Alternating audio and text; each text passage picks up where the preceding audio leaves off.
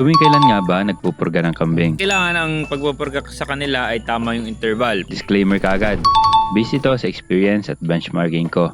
At base naman sa aking observation, nag-work naman ito sa akin, kaya ito na ang in-adapt ko. Konting chores din tayo dito sa kambingan at update sa kanila. Ngayong araw ay schedule ng purga ng ating mga kambing.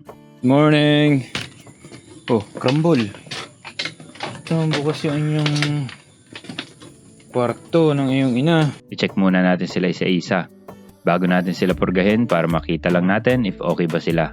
Si Macy lang medyo mabagal siyang gumalaw. May dinaramdam ata. Gamitan na lang natin ang antibiotic sa mga sunod na araw. Pero ngayon ay isabay ko na muna sa purga. Ang purga monthly ay natutunan ko sa benchmarking at sa experience. Dati hindi naman ako nagpupurga ng kambing, kaso napansin ko madalas nagiging buo at basa ang dumi nila. And simula nung nag-monthly purga na minimize ito. As in, napakadalang na. Kaya based experience, masasabi ko na effective at beneficial ito kahit paano. Inisa-isa namin ang ating mga alaga. Generally, mababait naman ang mga alaga natin. Walang pasaway. Masyado. Kaya hindi mahirap ang mag-administer sa kanila ng mga ganito. May mga kwarto naman sila para hindi sila magmekos-mekos. Kaya madali rin silang hulihin dito. Dati kasi ay wala silang kwarto kaya aalog-alog kami dito pag nagtuturok.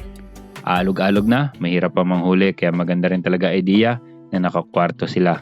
Bukod pa sa fact na advantage ito para kapag breeding na. Hindi basta-basta abalahin ni Nubuang ang ating mga inahin na kambing. Okay. And the dirty work. Kailangan nating magwalis. Tapos ng pagpupurga natin sa kanila, idiretso natin sa chores ito sa pagwawalis ng dumi nila. Bukod sa delikado sila kapag nagtae, mahirap din magwalis. Ay kapit naman sa patpat eh. Kasi kung yung bilog-bilog lang, diretso suot yan sa pagitan o kaya sa gilid-gilid. Naku po, lalo na kapag tag-ulan kahit hindi nagtatae, yung dumi nila nababasa tapos mapipirat nila. Di dikit na. Kaya medyo nakakumay talaga ang part ng pagwawalis ng dumi. Kaso, ganun talaga eh. We need to do what we have to do. Umaga at hapon pa rin niya ang kailangan gawin. Gumagamit din ako ng patpat para kapag may madikit na dumi, kukod ko rin ko sabay sipa sa dulo ng patpat para talagang tatalsik ito. Okay. Tapos na tayo sa ating walisin. Hinintay lang natin yung tubig. Naikot pa si John Paul. Nato pa siya sa layers 1. Ikuha natin sila ng kanilang treats dito siguro. Konting Madre Cacao. Tara. So para sa Madre Cacao, ito lagi yung ating go-to na puno. Ilan yung dahon niya pero kunin pa rin natin. Paborito kong kunan tong puno na ito eh. Iilang sanga at dahon na nga, nakuha pa. Di kasi ito abot ng ating kambing eh, kaya tayo ang kukuha para sa kanila. At syempre, ang sasalubong sa atin, si Crumble. Mira.